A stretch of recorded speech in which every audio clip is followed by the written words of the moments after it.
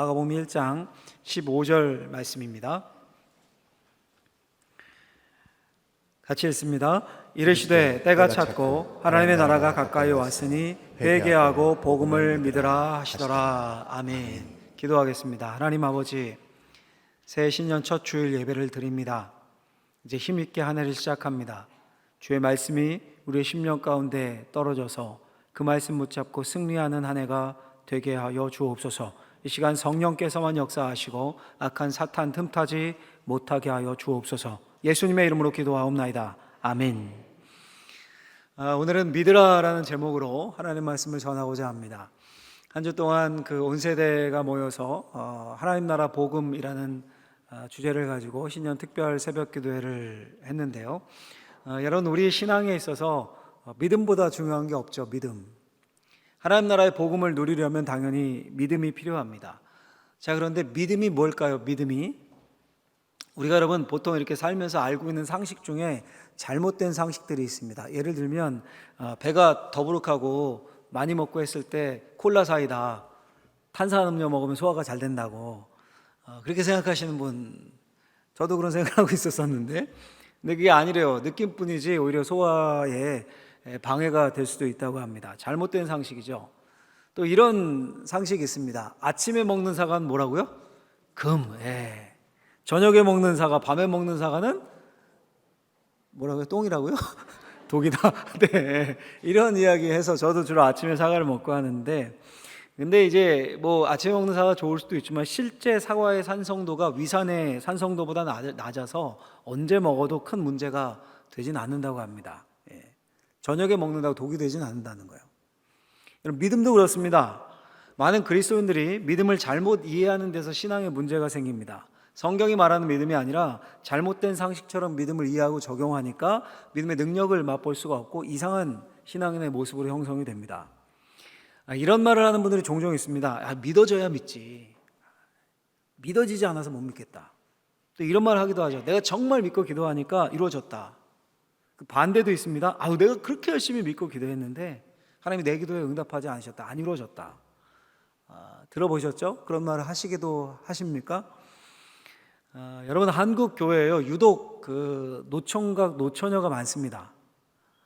왜 그런가 제가 생각해 봤더니 세상 사람들 세상 스펙만 보는데 우리 믿음의 사람들은 플러스 믿음을 봐요. 그러니까 조건이 더 많은 거예요. 짝고 하는 게 이게 만만치 않습니다. 정말 신앙 좋은 자매가 주님이 좋은 배우자 주실 것을 믿고 기도하는 겁니다. 근데 30대 후반 40이 되어가도록 솔로입니다. 1년, 2년도 아니고 20대부터 기도해서 10년, 20년을 기도했는데 배우자 기도를 했는데 솔로에 혼자입니다. 반면에 저기 보니까 기도도 안 하고 성격도 까칠한데 얼굴 좀 반반한 애는 시집 잘 가요. 그런 경우 있습니까? 없습니까? 아이고, 잘 여기 당해보셨군요. 있죠. 있어요. 우리끼리니까 솔직히. 그럼 그렇게 기도한 자매는 시험 들지 않겠습니까? 하나님에 대한 원망이 생기지 않겠습니까? 여러분, 결혼뿐이 아닙니다. 모든 게 마찬가지입니다. 주님이 나에게 선하게 역사하실 것을 믿고 기도했는데 별로 달라지는 게 없습니다. 그래서 실망하고 시험에 듭니다. 그래서 여러분, 도대체 믿는다는 게 뭡니까? 또 정확하게 말해서 성경이 말하는 믿음이 뭡니까? 일단 여러분, 우리가 먼저 해야 할 작업이 있습니다. 뭐냐 하면 우리 첫 번째 이 작업을 우리가 해야 돼요. 같이 한번 읽어보겠습니다. 잘못된 믿음에 대한 오해를 걷어내야 한다. 이게 무슨 말일까요? 잘못된 상식을 바로잡듯이 믿음에 대한 오해, 잘못된 믿음을 걸러내야 된다는 겁니다. 여러분, 우리가 중고등학교 때 시험 볼 때 객관식 나오면 1, 2, 3, 4, 5 어떻게 시험 봅니까? 이건 아니네? 이건 아니네? 확실한 거 먼저 걸러내죠. 그러고 나면 한 두 개 이게 헷갈리는 거 나오면 그 중에서 뭘까 하고 이렇게 답을 찾죠. 믿음에 대해서도 그런 작업이 필요합니다. 일단 잘못된 믿음들, 우리가 생각하는 잘못 알고 있는 믿음들을 골라내는 거예요. 그 중에 제가 아주 심각한 거 2가지 정도만 오늘 골라내 보려고 합니다. 여러 가지가 있겠지만 첫 번째 잘못된 믿음은 뭐냐 하면 같이 한번 읽어보도록 하겠습니다. 믿음은 하나님이 주시는 것이다. 믿음은 하나님이 주시는 것이다. 여기는 아멘 하시면 안 돼요. 이게 잘못된 믿음이라고 했으니까. 믿음을 여러분, 우리가 하나님이 주시는 선물이라고 생각합니다. 믿어진다라는 말에 이 생각이 포함되어 있는 거죠. 어떤 사람은 자연스럽게 어릴 때부터 믿어졌다. 또 어떤 사람은 갑자기 믿어졌다. 하나님이 그 사람에게 믿음을 주셨기 때문이다. 나에게는 그런 믿음을 안 주셔서 내가 안 믿어진다, 이렇게 생각을 하는데 이게 맞습니까, 여러분? 오늘 본문 우리가 읽은 한 절 말씀 보면 이렇게 돼 있어요. 이르시되 때가 찼고 하나님의 나라가 가까이 왔으니 회개하고 복음을 어떻게 하라고요? 믿으라. 복음을 믿으라. 예수님이 복음을 믿으라라고 하셨죠. 복음이 믿어질 것이다, 이렇게 말씀하지 않으셨습니다. 마가복음 5장에 보면요, 회당장 야이로라는 사람이 나옵니다. 딸이 죽을 병에 걸렸습니다. 그래서 예수님께 나온 거예요. 그래서 예수님이 허락하셔서 집에 가자, 고치러 가는 중에 혈류증, 그러니까 12해 동안 하혈을 하는 부인병을 앓고 있는, 불치병을 앓고 있는 여인이 끼어듭니다. 그래서 그 여인과 대화하시고 그 여인을 고치시느냐고 예수님이 시간을 허비하십니다. 그때 고치신 직후에, 그 여인과 대화하고 고치신 직후에 야이로의 집에서 전갈이 옵니다. 딸이 죽었다고. 여러분들이 야이로라면 어떻겠습니까? 예수님이 원망스럽지 않겠습니까? 금방 혈루증 고쳐지는 걸 눈에서 봤어요. 근데 그 여인 때문에 시간을 지체했습니다. 딸은 죽었어요. 자기 딸은. 큰 실망을 했겠죠. 그때 예수님이 그 야이로의 마음을 읽으셨습니다. 그리고 말씀하십니다. 제가 정말 좋아하는 말씀이고 기도할 때 자주 반복하는데 같이 한번 읽고 마음에 새겨볼까요? 마가복음 5장 36절 선포하며 읽어보겠습니다. 예수께서 그 하는 말을 곁에서 들으시고 회당장에게 이르시되 두려워하지 말고 믿기만 하라 하시고. 아멘. 두려워하지 말고 믿기만 하라. 명령이죠, 여러분. 명령. 믿지 못하는 야이로에게 믿으라 라고 명령하셨습니다. 여러분, 성경 전체에서 믿어질 것이다 이렇게 되어 있는 곳은 한 곳도 없습니다. 믿음은 기본적으로 하나님의 말씀에 대한 우리의 반응입니다. 반응은 누가 하는 겁니까? 내가 하는 거예요. 남이 하는 게 아니라 내가. 만약에 여러분 하나님이 믿음을 주시는 거예요. 믿음을 주시는 거여서 하나님이 믿음을 주셔야 믿을 수 있다면, 하나님이 믿음을 안 주셔놓고 그래서 안 믿어진 건데, 안 믿었다고 그 사람 하나님이 심판하시면 이 말이 되는 겁니까? 말이 안 되잖아요, 여러분. 엄마가 7살 아이에게 밥 안 줘놓고 밥 안 먹었다고 뭐라고 하면 말이 안 되죠. 그런 엄마 없죠. 믿음은 하나님이 주신 하나님의 선물이 아니라 믿음은 하나님이 하신 말씀에 대한 우리의 인격적인 반응입니다. 그럼 어느 날 확 믿어졌다, 이 간증은 뭡니까? 그 순간 하나님의 말씀이 자기에게 확 설득이 되어서 받아들여진 겁니다. 받아들인 거지, 믿음을 하나님이 갑자기 억지로 선물로 주듯이 툭 넣어주셔서 믿게 된 것이 아닙니다. 왜냐하면 여러분, 하나님은 사랑이시거든요. 사랑. 이게 하나님의 근본 성품입니다. 조작해서 강요해서 억지로, 이건 사랑과 반대됩니다. 그건 사랑이 아니죠. 사랑은 진심으로 다가가서 상대방이 진심으로 반응해서 마음을 열어서 맞아간 게 사랑입니다. 그렇게 사랑은 인격적입니다. 인격적이어야만 합니다.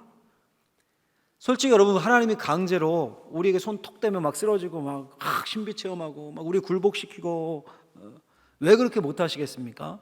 근데 그렇게 믿으면 그게 진짜 믿음입니까? 그건 믿음이 아니고 강요고 굴복입니다. 하나님은 사랑이시기에 우리의 인격과 의지를 존중하십니다. 우리가 하나님께 마음을 확 열어서 인격적으로 반응하기를 원하십니다. 그게 믿음입니다. 믿음. 두 번째 잘못된 믿음은요, 잘못된 믿음 두 번째도 같이 한번 읽어볼까요? 같이 읽겠습니다. 믿음은 내가 소원하는 바를 믿는 것이다. 내가 소원하는 바를 믿는 게 믿음이다. 여러분, 이 잘못된 믿음이라는 거예요. 무슨 말일까요? 우리가 보통 간절히 소원하고 믿음으로 기도하면 이루어진다라고 생각합니다. 맞습니까, 여러분? 어떨 땐 맞고 어떨 땐 틀려요. 이 답이 애매하죠. 맞으면 맞는 거고 틀리면 틀리는 거지. 잘 한번 들어보십시오. 다시 마가복음 5장에 나오는 그 하혈하는 혈루병 여인 이야기를 한번 생각해 보죠. 예수님이 야이로의 집으로 가는 도중에 혈루병 여인이 군중 속에 끼어들어서 예수님의 옷자락을 만졌습니다. 그리고 병이 나왔습니다. 근데 여러분 생각해 보세요. 예수님 곁에는 항상 수많은 사람들이 운집해 있었습니다. 그중 대부분은 병들고 소원이 있는 사람들이었습니다. 그럼 여러분, 다른 사람들은 예수님 안 만졌겠습니까? 예수님이 누가 내 옷에 손을 대었느냐 물었을 때 제자들이 이렇게 답을 해요. 마가복음 5장 30절 말씀 보면, 무리가 애워싸 미는 것을 보시며 누가 내게 손을 대었느냐 물으시나이까. 이 무슨 말입니까? 애워싸서 이 사람 저 사람 다 만진 거예요. 막 밀리고 이렇게 병 고침 받고 싶은 소원으로. 우리 스타 만나면 막 스포츠 스타도 한번 만져보려고 하잖아요. 소원을 가지고 만진 거예요. 그 믿음으로 만진 겁니다. 근데 혈류증 여인만 고침을 받았습니다. 이 무슨 말입니까? 믿음은 내가 간절히 소원한 바를 믿는 게 아니라 예수님이 누구신지를 믿는 겁니다. 혈루증 여인만 내가 고침받을 것을 진짜 세게 믿습니다. 세게 믿고 만져서 그 여인만 고침받은 게 아니라는 거예요. 저희 둘째 아이 생일이 12월 연말이에요. 연말쯤인데 크리스마스 바로 전인데 선물로 패딩을 하나, 겉옷이죠. 패딩을 하나 사달라고 졸랐습니다. 한 달 전부터 졸랐어요. 원래 입던 게 뭐 털이 자꾸 빠지고 무겁다고 뭐. 그러니까 그 아이에게 소원이 생긴 거죠, 소원이. 요즘은 이 설교도 아이한테 허락 받고 해야 돼요. 제가 허락 맡았어요. 네 얘기 하겠다 이렇게. 그리고 그걸 굳게 믿는다고 생각해 보세요. 굳게 믿는 거야. 이 겨울에 나한테 패딩이 생길 거야. 믿습니다. 그럼 패딩이 생깁니까? 그게 믿음입니까? 핵심이 빠졌죠. 핵심은 뭡니까? 엄마 아빠가 날 사랑하기에 나한테 패딩을 사주실 거야. 핵심은 엄마 아빠가 날 사랑하기에 여기에 있는 겁니다. 그게 믿음의 핵심입니다. 아빠를 믿는 거지 패딩이 생길 것을 믿는 게 아니에요. 내가 올해 결혼할 줄로 믿습니다. 내 사업이 올해 대박 날 것을 믿습니다. 자신의 소원 성취를 굳게 믿는 것은 기독교의 믿음이 아닙니다. 무속의 믿음이에요, 그건. 우린 예수님을 믿는 겁니다. 그분의 선하심을 믿는 겁니다. 때론 여러분 그분이 내 소원대로 이루어지지 않을 수도, 내 소원대로 해주지 않으실 수도 있습니다. 저희 둘째가요, 이렇게 패딩을 소원했는데 물었더니 원하는 패딩이 있더라고요, 따로. 메이커 뭐 딱 있고 친구들이 많이 입는데요, 그걸. 근데 제가 찾아보니까 몇십만 원이 넘는 꽤 고가였습니다. 제가 그 소원대로 사줬을까요? 째째한 아빠로 저를 보십니까? 안 사줬어요.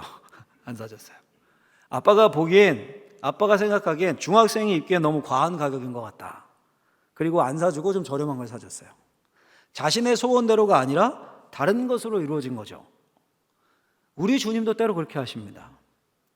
근데 주님을 믿기 때문에 주님이 주신 것이 내가 소원하는 바가 아닐지라도 때로 내 생각과 반대의 결과가 나왔을 때도 받아들이는 거예요.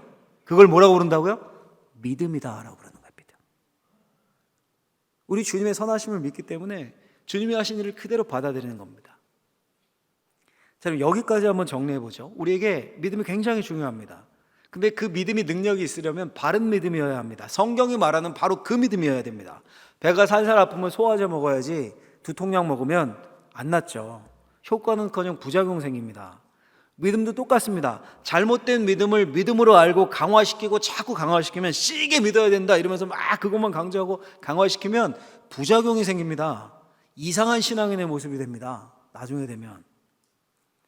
그럼 믿음은 나는 아무것도 안 해도 하나님이 어느 날 강제로 넣어주시는 선물 같은 것이 아닙니다. 믿음은 우리가 마음을 열어서 인격적으로 하나님이 나에게 하신 일을 받아들이는 겁니다. 이 역사 속에 하신 일을 받아들이는 겁니다. 또 믿음은 내 소원이 이루어질 것을 믿는 것이 아닙니다. 물론 하나님이 내 소원대로 이루어 주실 수도 있어요. 그래서 아까 맞을 수도 있다고 했죠. 그렇게 될 수도 있어요. 그런데 하나님이 내 소원과는 다른 일을 내 삶에 펼치실 수도 있습니다. 그리 틀릴 수도 있다고 한 거예요. 마치 다니엘과 세 친구처럼 그리 아니하실지라도 그럼에도 불구하고 그 하나님을 믿는 겁니다. 내 삶을 주관하시는 하나님을 믿는 겁니다. 우리 주님의 선하심과 인자하심을 믿는 거예요. 자, 여러분 그렇다면 성경이 말하는 믿음이란 뭘까? 이미 답을 다 알려드렸는데요. 다시 읽으면 한번 정리하면서 마음에 새겨보죠. 우리 신앙에서 아주 중요한 핵심이니까 꼭 기억하시길 바랍니다. 우리 두 번째 같이 한번 읽어보겠습니다. 참된 믿음은 읽습니다. 참된 믿음은 하나님과 그분의 약속, 그분이 우리에게 하신 일을 받아들이는 것이다. 이게 참된 믿음이에요. 여러분 일단 우리가 마가복음을 본문으로 했으니까 마가복음에 나타난 믿음을 한번 생각해 보면요. 마가복음에는 믿다라는 단어가, 믿다라는 말이 동사와 명사형을 합쳐서 총 약 21번이 나옵니다. 마가복음이 16장으로 되어 있거든요. 그러니까 한 장에 한 번 꼴 이상 나오는 거니까 꽤 많이 나오는 거죠. 그러니까 믿음이 굉장히 강조된 거죠. 근데 여러분 믿는다라고 할 때는 믿는다라고 여러분 쓸 때 목적어가 필요하죠. 뭘 믿는지. 아빠를 믿는다, 엄마를 믿는다처럼 목적어가 믿음의 대상이 되는 겁니다. 마가복음에 보면 믿다라는 동사와 함께 목적어가 나오는 경우가 3번이 있습니다. 4번이 있다고 하는 학자들도 있는데 중요한 건 3번인데요. 그중 한 구절이 오늘 나오는 본문이에요. 오늘 우리가 읽은 때가 찼고 하나님의 나라가 가까이 왔으니 회개하고 뭘 믿으라고요? 복음을 믿으라. 복음을 믿는 거예요. 믿음은. 두 번째 마가복음 9장 42절 말씀을 보면 이 구절 한번 읽어볼까요? 같이 읽겠습니다. 또 누구든지 나를 믿는 자는 이 작은 자들 중 하나라도 실족하게 하면 차라리 연자맷돌이 그 목에 매어 바다에 던져지는 것이 나으리라. 아멘. 나를 믿는 자, 나를 믿는다. 여기서 나가 누굽니까? 예수님이죠, 예수님. 그리고 예수님을 믿는 거예요, 예수님을. 또 마가복음 11장 22절 말씀을 가서 보시면 같이 한번 읽어보겠습니다. 예수께서 그들에게 대답하여 이르시되 하나님을 믿으라. 누굴 믿으라고요? 하나님을 믿으라. 믿음의 대상이 하나님입니다. 여러분, 세 구절 우리가 살펴봤는데 마가복음 전체를 놓고 봐도 똑같고요, 복음서 전체를 봐도 똑같고, 믿으라라고 할 때 그 대상은 늘 하나님과 예수님 그리고 그분의 복음입니다. 마가복음 5장에 나오는 그 혈루증 여인의 믿음도 마찬가지입니다. 예수님이 메시아이다. 그러니 그분이라면 내 병을 낫게 할 수도 있지 않을까. 이 믿음이지, 내가 옷자락을 만지면 병이 나을 거야, 이 마음으로 정성껏 옷자락을 만졌기 때문이 아닙니다. 핵심은 예수님이 메시아이다. 이 믿음에 있었습니다. 아, 목사님, 근데 저분이 내 병을 낫게 해주실 거야, 그거나 저분이 메시아이기에 저분이 원하시면 나를 낫게 하실 거야, 그거나 뭐 똑같은 거 아닙니까? 이런 질문이 드실 수 있는데 똑같지 않습니다. 완전히 다릅니다. 왜 다릅니까, 여러분? 저분이 내 병을 낫게 해주실 거야, 그 믿음은 안 나으면 시험에 드는 거예요. 아, 그 사람 가짜네, 하나님 없네, 뭐 그렇게 내가 소원 품었는데 예수 믿어도 복 못 받네, 뭐하러 믿어, 그건 성경이 말하는 믿음이 아닙니다. 저분이 메시아이다, 저분이 원하시면 나를 낫게 하실 수 있다, 이 말은 저분이 원치 않으시면 낫지 않을 수도 있다, 이 말을 포함한 말입니다. 주도권이 내가 아니라 저분, 그 예수님께 있는 겁니다. 그분의 뜻에 달려 있습니다. 그렇죠? 말 그대로 주님의 뜻이면 나을 수도 있고 그렇지 않으면 죽을 수도 있다. 바울이 살든지 죽든지 이 고백입니다. 여러분, 이게 복잡합니까? 복잡한 게 아니라 너무도 당연한 이야기입니다. 조금만 생각해도 너무도 당연한 이야기입니다. 아빠가 날 사랑하니까 패딩을 사주실 거야. 아빠의 사랑을 믿는 거죠. 그런데 내 소원인 패딩을 안 사줬으니까 아빠가 아니네. 말이 됩니까? 말이 안 되죠. 근데 때로 우리가 하나님을 그렇게 대하는 겁니다. 내가 원하는 소원, 내게 있는 간절한 기도 제목 1년, 2년, 10년 기도했는데 하나님 안 들어주시네. 에이, 하나님 아니네. 믿을 게 못 되네. 여러분, 거듭 말씀드리지만 마가복음, 아니 성경 전체에서 말하는 믿음은 내가 믿고 싶은 것을 믿는 것이 아니라 하나님을 믿는 겁니다. 하나님이 어떤 분이신지, 그분이 내게 어떤 약속을 하셨는지, 그분이 나와 온 세상을 위해 어떤 일을 하셨는지 그것을 성경을 통해 깨닫고 그걸 전적으로 받아들이는 겁니다. 그것이 성경이 말하는 믿음입니다. 여러분, 믿음에 있어서 가장 중요한 건 뭡니까? 믿음의 대상인 겁니다. 믿음의 대상. 믿고 있다는 느낌이나 감정 이런 것보다 믿음의 대상이 훨씬 더 중요합니다. 믿음의 대상에 집중하다 보면 느낌이나 감정이 따라오는 겁니다. 그때 믿어진다라는 표현을 쓸 수 있겠죠. 사진 한 장 보여주시면요, 여러분 뭘로 보이십니까? 그냥 이제 꽃 꽂는 평범한 화병처럼 보이죠. 저걸 이제 미국 중고 매장에서 3.99달러, 그러니까 우리 돈으로 하면 5,000원 정도에 산 겁니다. 어떤 사람이. 뭐 우리가 보기엔 그냥 투명 소주병에 이렇게 줄 몇 개 그어놓은 것 같잖아요. 별 감흥도 없죠. 산 사람도 그냥 산 거예요. 별 생각 없이 저걸 페이스북에 올렸습니다. 근데 그 페이스북 회원들이 이게 좀 예상 좀 특별한 물건 같다, 이탈리아의 유명 건축가인 카를로 스파카의 작품인 것 같다, 경매업체의 감정을 받아보는 게 어떠냐 조언을 한 겁니다. 그럼 조언 받으면 할만하죠. 전문가들에게 감정을 의뢰하고 감정을 했고, 실제 그 이탈리아의 유명 건축가인 스파카의 1940년대 디자인한 작품이다라고 판명이 났습니다. 경매 낙찰가가 자그마치 10만 7,100달러, 우리나라 돈으로 하면 약 1억 4천만 원이었습니다. 5천 원에 샀는데 그 5천 원에 산 주인의 마음이 어땠을까요? 이런 말을 했어요. 그걸 알고 나서 야, 이 작품이 얼마나 희귀하고 가치가 있는지를 알게 되니까 긴장이 됐다. 사실을 알고 나니 긴장하는 느낌이 확 따라온 거예요. 그 다음부터 깨지면 어떡하지? 걱정하는 느낌이 따라오고, 그러니까 사실을 알고 나니까 흥분과 긴장, 이런 감정이 따라온 겁니다. 여러분들도 처음 딱 사진 봤을 때 뭐야 저거? 유리병이네? 그랬다가 지금 1억 4천만 원이니까 이런 분들 있었어요. 그 소리. 이런 감정이 들지 않습니까? 예전에 그 나의 문화유산 답사기라는 베스트셀러 있었죠. 유홍준 교수님이 쓴 그 책에서 계속 반복했던 말이 아는 만큼 느낀다, 아는 만큼 보인다, 이 말이었습니다. 그냥 돌덩이인 줄 알았는데요, 이게 선사시대의 유적이라는 걸 아는 순간 느낌이 달라지는 거예요. 느낌이, 감정이. 마치 믿음도 이와 같습니다. 예수님이 하신 일이 무엇이고 예수님이 하신 일의 의미가 어떤 건지, 그게 나에게 어떤 의미인지를 우리가 잘 알게 되면, 더 깊게 알게 되면 그 예수님에 대해서, 예수님이 선포하신 복음, 예수님이 행하신 일에 관해 들을 때 우리에게 강렬한 느낌이 나타나는 거예요. 그러면 느낌이 믿음입니까? 느낌 자체가 믿음이 아니라, 믿음은 하나님이 하신 일에 대해서 들을 때 그 말씀을 듣는 거죠. 말씀을 공부하고 말씀을 묵상하는 겁니다. 그때 성령께서 우리 가운데 역사하셔서, 선생이신 성령께서 역사하셔서 맞네, 맞다, 맞네, 그 눈으로 세상을 보니까, 내 인생을 보니까 해석이 되네, 전인격적으로 반응한 겁니다. 반응하는 겁니다. 그리고 그 진리를 받아들일 때 강렬한 느낌이 생기고 눈물이 나오고, 사람마다 다르겠지만 여러 감정적인 반응이 뒤따르는 겁니다. 여러분, 왜 이게 중요할까요? 왜? 여러분 생각해 보십시오. 모든 사람은 믿음을 갖고 있습니다. 믿음이 없으면 삶을 살 수가 없습니다. 예를 들어서 무신론자들, 하나님 없다는 무신론자들 어떻습니까? 신이 없다고 믿는 거예요. 그 사람들도. 왜 신이 없냐라고 물으면 답을 할 수 있습니까? 그들도 답이 없습니다. 무신론자들도 신이 없음을 증명할 수가 없습니다. 그냥 뭐 그런 것 같아, 느낌이 그래, 궁색한 답일 뿐입니다. 우리도 마찬가지입니다. 하나님을 믿는 믿음이 그냥 그래, 내 감정의 느낌이 그래, 그 정도라면 그건 무신론자들의 믿음과 전혀 다를 바가 없습니다. 우리의 믿음은 느낌이나 감정 자체가 아닙니다. 하나님에 관해 아는 지식, 하나님이 누구신지, 예수님이 누구신지, 그분의 복음이 무엇인지, 그분이 뭘 약속하셨고 우리에게 무슨 일을 행하셨는지, 그 진리를 듣고 알고 깨닫고 인격적으로 받아들이고 맞습니다, 인정하고 굴복하는 것, 그것이 믿음입니다. 여러분, 그게 믿음이에요.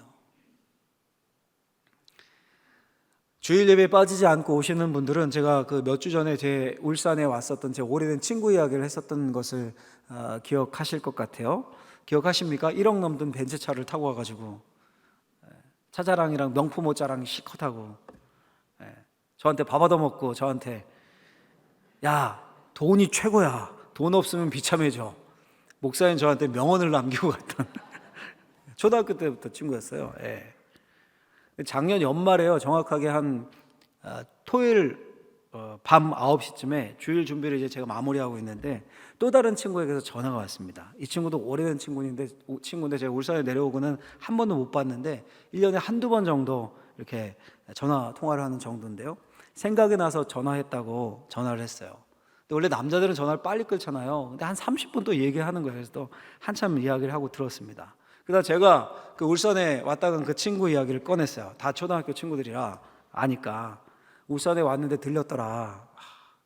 그랬더니 대뜸 하는 말이, 그 녀석 요즘 잘 나간다고. 나이 50에 친구들 모임하는데 무슨 포르쉐인지 페라리인지 무슨 외제 스포츠카 이름 까먹었어요. 엄청 비싼 걸 타고 왔다는 거예요. 그리고 돈 자랑하고 갔다고. 제가 듣고 속으로 생각했어요. 야, 다음에 울산 올 때는 뭐 타고 올래나? 무슨 람보르기니 이런 거 타고 올래나? 야, 더 비싼 차로 바꾸는 게 낙인가 보다. 그때는 밥 사지 말고 꼭 얻어먹으리라. 제가 이렇게 결심을 했는데 여러분, 그 친구가 왜 그렇게 살까요? 간단해요. 그게 그 친구의 믿음이에요. 믿음. 돈이 최고다. 돈 없으면 비참해진다. 사업하는 친구거든요. 그게 그 친구의 믿음이에요.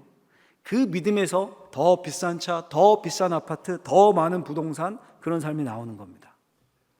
그럼 그것이 세상의 믿음의 내용 아닙니까? 믿음에서 그런 삶의 방향, 삶의 목적이 나오는 겁니다. 이게 믿음이 중요한 이유입니다. 우리 역시 마찬가지입니다.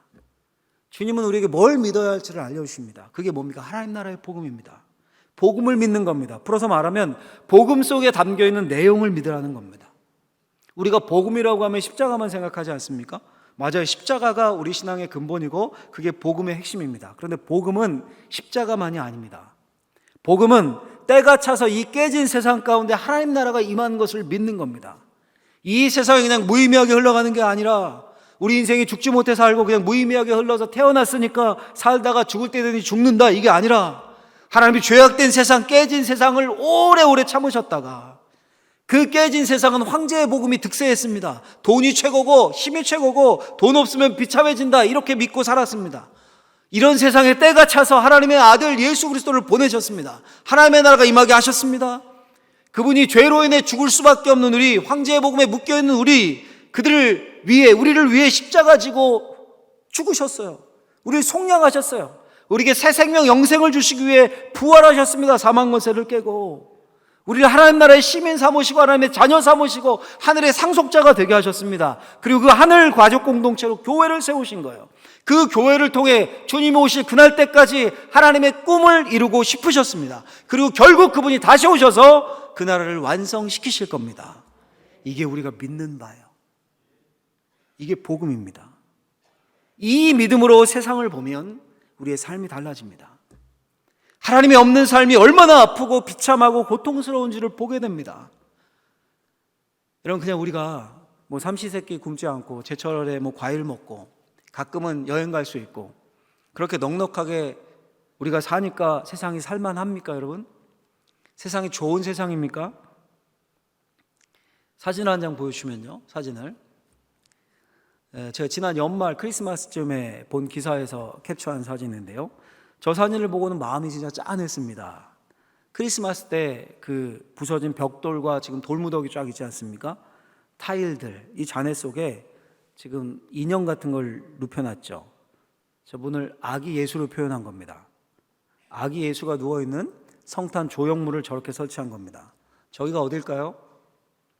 전쟁 중인 이스라엘 베들레헴의 한 루터 교회입니다. 저 조형물을 설치한 교회 목사님이 이런 인터뷰 말을 했습니다. 만일 예수께서 오늘 태어나셨다면 가자 지구의 잔해 속에서 태어나셨을 것이다. 오늘 누가 기쁘다 구주 오셨네를 부를 수 있겠는가? 여러분, 정확하게 맞는 말입니다. 예수님은 2000년 전 2살 이하의 아이들을, 죄 없는 그 아이들이 수많은 죽임을 당하는 사륙의 현장에서 태어나셨습니다. 아기 울음소리가 그친 짐승의 베들레헴 그 우리에서 울음소리를 터뜨리며 태어나셨어요. 살만한 세상, 넉넉한 세상, 평화로운 세상에 오신 게 아니었습니다. 깨진 세상 속에, 사륙의 현장 속에 말 그대로 평화의 왕으로 오신 겁니다. 하나님 나라 복음으로 오셨어요. 여러분, 오늘날 세상도 마찬가지입니다. 여전히 깨진 세상입니다. 죄악이 가득한 세상입니다. 돈 없으면 비참해진다, 돈이 최고다, 이 황제의 복음이 온 인류와 온 사람들을 모두를 이끌고 가는 그런 세상입니다. 그런데 안타깝게도, 여러분, 안타깝게도 돈 없는 사람이 훨씬 더 많아요. 돈 없는 사람이. 작년 11월 조사에 따르면 국민 4명 중 1명이 사회 갈등의 원인이 이 빈부격차 양극화다. 여러분, 이 세상은 낙원이 아닙니다. 돈이 최고인 세상, 황제의 복음을 숭상하는 세상은 결국 남는 건 전쟁과 갈등뿐입니다. 갈등뿐이에요. 여러분, 돈이 필요 없다는 게 아닙니다. 돈 필요하죠. 근데 그걸 숭배하는 세상, 그게 최고인 줄 알고 그것만 붙잡고 그걸 믿고 그걸 인생의 목표로 삼는 세상, 그 세상 속으로 예수 그리스도께서 오셨습니다. 하나님이 그냥 내버려 두지 않으시고 오래 기다리시다가 때가 찾아 그 세상에 개입하셨습니다. 하나님의 나라가 시작되었습니다. 그리고 우리를 부르셔서 이 자리에 앉게 하셨고 하늘 시민, 하나님의 자녀, 하나님의 가족, 하나님의 상속자 되게 하여 주셨습니다. 이것이 우리가 믿는 믿음의 내용이에요. 여러분, 그렇다면 정말 이 사실을 믿는다면 우리가 어떻게 살아야 되겠습니까? 믿는다고 우리가 입으로는 여기서 아멘 했는데 돈이 최고야, 돈 없으면 비참해져, 아파트 화장실 개수 늘리는 재미로, 더 비싼 명품 사는 재미로 그렇게 산다면, 그걸 목표로 두고 산다면 그럴 수도 있죠. 더 넓은 평수로 갈 수도 있고 하는데 그게 목적이 되는 거예요. 인생의 목적. 그렇다면 여러분, 죄송하지만 그건 믿지 않는 게 아닐까요? 우리가 믿는다면 하늘 시민으로 살아야 됩니다. 하나님 나라의 가치, 성경의 약속을 붙잡고 사는 겁니다. 그 하나님이 꿈꾸신 교회를 이 땅에서 이루기 위해서 사는 겁니다. 교회가 하나님의 뜻대로 건강에 세워지는 것, 우리가 할 일입니다. 하나님 나라의 복음을 우리 다음 세대에게 전수하고 우리 주변에 전수하는 것, 그것 역시 우리가 할 일입니다. 우리가 속한 이 방어진 지역을 더 넓게 이 나라와 온 열방을 품고 작은 것이라도 나누고 실천하고 우리가 갈 수 없는 그곳을 위해 눈물 뿌려 기도하는 것, 우리가 정말로 해야 할 일입니다. 여러분, 그 모든 것들이 어떻게 가능한 겁니까? 예수가 내 삶의 목표이고 예수가 내 삶의 이유이고 예수가 내 삶의 힘입니다. 굳게 믿을 때 가능한 거예요. 그런 삶이. 예수님이 나에게 복음인 것을 믿는 겁니다. 예수님과 복음이 내 삶의 최우선 순위이고 예수님이 내 삶의 바른 인생의 목적을 알려주신다는 것을 믿는 거예요. 하나님이 예수님을 통해서 자신을 보여주셨습니다. 예수님이 선포하신 하나님 나라의 복음, 예수님이 요약하신 하나님 사랑과 이웃 사랑, 예수님이 보여주신 섬김과 나눔, 그 예수님 따라갈 때, 예수님 붙잡을 때 우리에게 오늘을 살 힘이 생기는 거예요. 네. 많은 사람들이 돈이 최고다, 돈 없으면 비참해져, 이게 인생의 답이 아니라는 것은 아는 사람들도 똑똑한 사람들 많아요. 근데 대신에 뭘 붙잡고 가야 되는지 모르는 거예요, 세상 사람들. 근데 우리는 아는 겁니다, 여러분. 우리에게는 알려진 겁니다. 하나님, 그분이 보내신 아들 예수 그리스도, 그분이 선포하고 보여주셨던 하나님의 나라, 그 복음, 그것을 우리가 온전히 인정하고 맞습니다. 맞습니다. 또 다른 세상, 또 다른 나라, 주님의 통치가, 주님의 법이 분명히 이 세상에 작동합니다. 나는 그 법에 따라 살겠습니다. 예수님은 충분합니다. 그 고백으로 2024년을 살 때 우리의 삶 가운데 분명히 놀라운 변화와 역사와 능력이 나타나게 될 줄로 믿습니다. 그런 은혜의 삶, 하나님 나라의 삶, 복된 삶 되시길 예수님의 이름으로 간절히 축원합니다. 기도하겠습니다. 하나님 아버지, 감사합니다. 우리를 부르셔서 하나님 나라의 복음을 알려주시고 믿으라 라고 말씀하십니다. 우리의 마음을 활짝 열어 주의 말씀을 받고 우리 안에 오신 예수님 바라보며 살 수 있는 우리들이 되게 하여 주옵소서. 예수님의 이름으로 기도하옵나이다. 아멘.